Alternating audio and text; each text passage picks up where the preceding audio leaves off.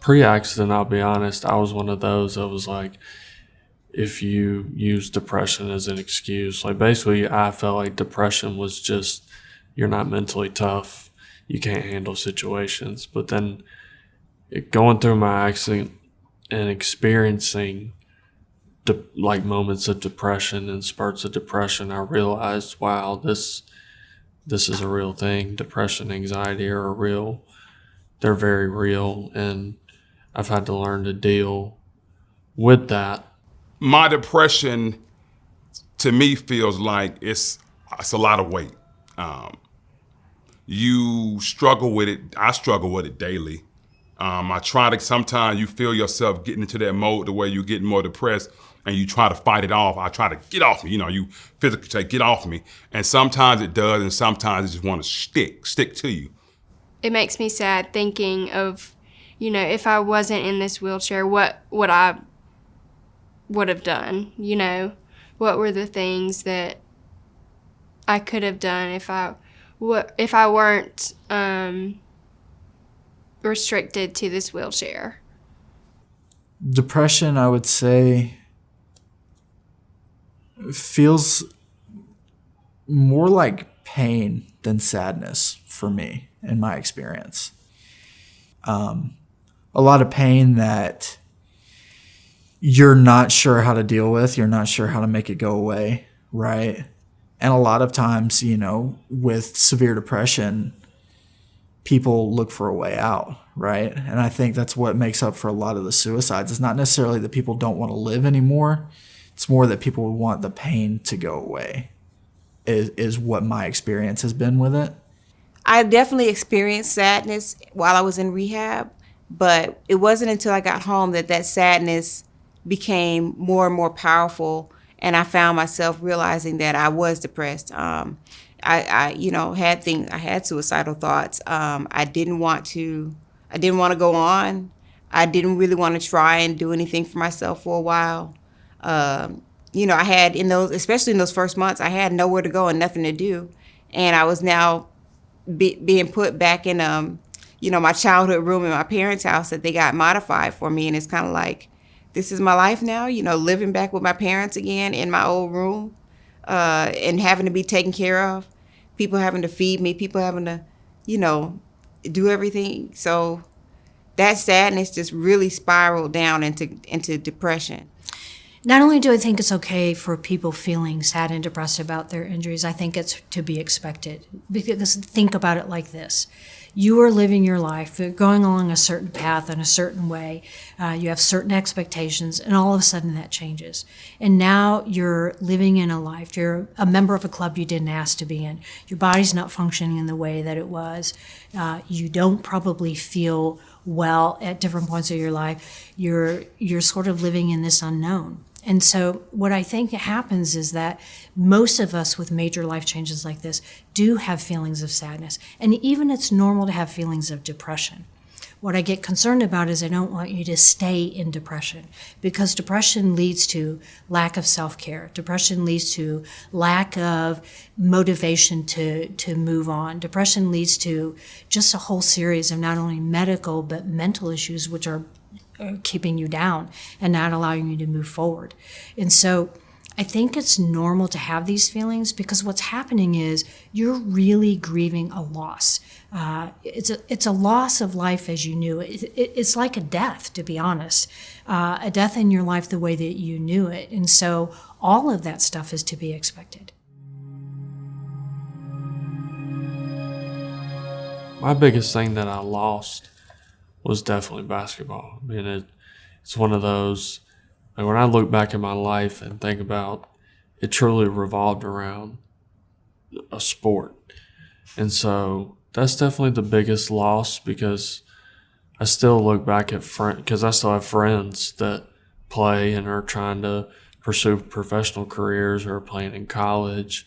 And I'm around our high school a lot, so I'm around the game so much that's probably my biggest hurt, is when I'm out there and I could be playing pickup with my friends, or I could be out because I like to coach. So instead of sitting there explaining to somebody how to do something, I miss not being able to just show them or stuff like that. So that's probably been my biggest loss. And then I think about future things I'm not going to be able to do because of this situation. In my personal situation, I think I was experiencing grief threefold. Interestingly, one, my husband that shot me later committed suicide. This was somebody I'd known since high school. You know, we had over a 15-year-long relationship. So in spite of my anger, and that was also part of my anger, was that he did that to me, and then took his own life. So I was feeling grief from that. That was also compounded by the spinal cord injury. I think it's important to know that, you know, any type of paralysis that you experience, whether it's a car accident, shooting, whatever, you do feel a sense of grief at the loss of your body and in your normal functioning. And then I think the third part of my grief was the loss of my normal lifestyle, of who I was. I always kind of felt like I'll never be the same person again. The old April is dead, you know. So I felt like I was grieving the loss of me, even though I was still alive. You know, I didn't feel like I was ever going to be the same. I mean, the ability to walk, the ability to do things for myself, independence. Independence is that's something that I've grieved, because I was very independent before this injury, and it's something that, I mean, any little thing that I can do for myself, I take that and I run with it, because it's to feel that independence in anything, that even the small things, is really a big thing for me. I think you're grieving your life before. This completely took you on a different path, a path you probably did not want.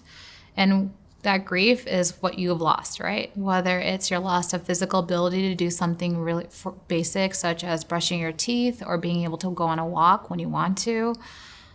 Changes in roles, right? You're no longer the breadwinner, or your spouse is taking care of your kids.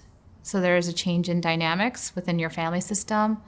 Being able to go back to your old hobbies because of your body's current functioning, or financial, right? You were the breadwinner and now you're no longer being able to provide that for your family.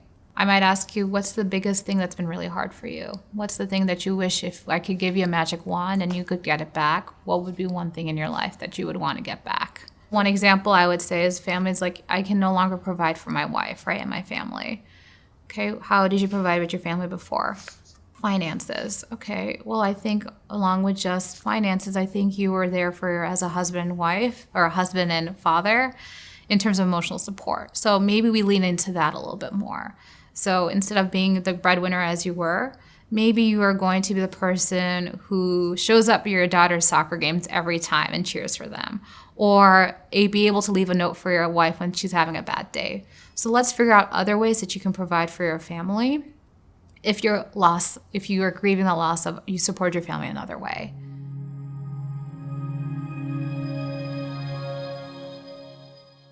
I think that's really hard, especially if it's something that you truly love and that was a part of your identity. I think this is where you kind of oftentimes go back to a therapy team, because there's so many different ways of engaging that, or exploring things that might be similar to that. And I think oftentimes I've heard people say is that this injury has also given me an opportunity to explore new things or new sides of me. And you might want to use that this time around. So if you liked golf before, what did you like about golf? So let's find other sports or other adaptive activities that we can do that made you feel the same way you were when you were on the green.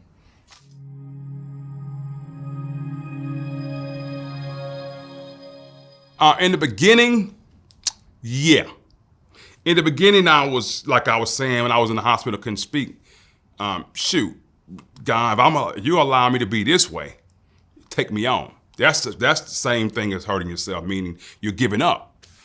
I wouldn't say I've seriously contemplated suicide, right? It's never gotten to the point where I'm planning on how I'm going to do it. It's never been to the point of writing the note, right?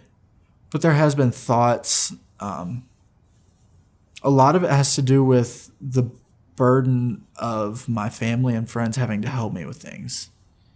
I think that's what it comes back to a lot is when I was in Shepherd Center, I felt like had I died, it would have been easier for my family and my friends. Right? Having to deal with the loss of me for the next however long it takes them to get over it, as opposed to a lifetime of helping me with different things. Obviously, I do think that there's a lot that I can do, right? I can do almost anything that I set my mind to, I believe. But back when the accident first happened, I did definitely have those thoughts of, I wish I had just died. It would have been easier for my family. I did really start thinking about it. And I remember one day I was so miserable. I can't remember if it was just my mom home with me, but she was downstairs or somewhere else. And, the bedroom I was in, the door to go out the bedroom goes straight to the stairwell to go down into the kitchen area. And I remember I was just sitting there one day thinking if I could just drive off, just drive straight through and fly off the stairs, But I hate to say it, but part of me was hesitant because I didn't know for sure if I would kill myself, And I couldn't really think of any other way to do it because I couldn't really function so well. So I didn't have any means that I thought I could accomplish. And I remember I would sit there and just kind of think through what are the options I have to try to do it. And the only one I could keep coming up with was going off the stairs, but I didn't know if I would die. So if you have any sort of immediate concern about harming yourself, I think the best thing I'm going to tell you is go call 911 or have someone or take yourself to the local emergency room. That's when they're going to assess you and monitor you and see if it's something that's needs immediate addressing, or you might be able to be referenced to or referred to some local resources, such as a spiritual leader within the community if you are belonging of a particular faith, professional psychologists or psychiatrists who could help you with psychotherapy or medication, or finding community groups, right? Other people who are dealing with a spinal cord injury who are able to sort of process this with you and also kind of give you ways to kind of go over this depression or sadness. I think when we talk about suicide, the alarms go up everywhere, not only for people who are listening to somebody talking, but the feeling ourselves. It's like, oh my gosh, what does this mean if I'm having thought? And I'd like to explain a little difference between suicide, self-harm, and not wanting to live like this. I've had a lot of patients over my years of practice who have said, I don't want to live like this, and depending on what their injury is, it doesn't matter. But when I further question them about, are you suicidal? Do you have thoughts of self-harm? Do you want to kill yourself? Many of them will say, no, I don't want to kill myself. I just don't want to live like this. So I think we have to be aware that there are times when people question, why did I live? What is my purpose? Where do I go from here? How do I live like this? Do I want to live like this? This was not what I was expecting. Just because you have thoughts of, I don't want to live like this, doesn't necessarily mean you're suicidal. I think you need to ask yourself questions like, do I want to harm myself? Do I feel like I want to end my life? Because I don't want to live like this, do I want to end my life? A lot of times people say, no, I don't want to end my life. It's more about, I don't know how to live like this. And so for people kind of in that situation, I think it's helpful we look at what resources do I have to maybe work through this? Can I call somebody in community mental health? Can I talk to my pastor at church? Do I need to let my family know that, I just don't know how to do this. Can you help me through some of this stuff? Where it becomes even more imperative is when you sort of cross that line again. If I'm looking at, I don't want to live like this versus suicide. I don't want to live like this doesn't necessarily mean I want to end my life. Because a lot of people will say, I don't want to end my life. It may be against my faith to do that. Or I want to watch my children grow up. I just don't know how to live like this. That's a good place to have somebody that you can talk with about, how do I maneuver through this? When it gets to the point of, I don't want to live like this, and I don't want to live at all, I would rather kill myself. That's when it becomes a more serious problem. And that's when we need to look at stuff like, do I need to call the National Suicide Hotline, which is 24 hours a day, 7 days a week? If I don't have that number handy with me, 911 is always a good number to call. Again, 24 hours a day, 7 days a week. Because what you need to do is get help immediately. Having thoughts of questioning how my life goes versus I want to kill myself, two entirely different things. And at that point, when we're at a point where I want to harm myself, I want to kill myself, I'm going to take my chair and drive out in traffic, then we need to get somebody on board immediately, right away.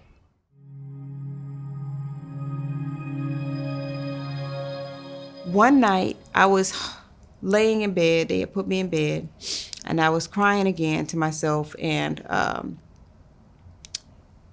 really feeling the pain and the weight of my depression.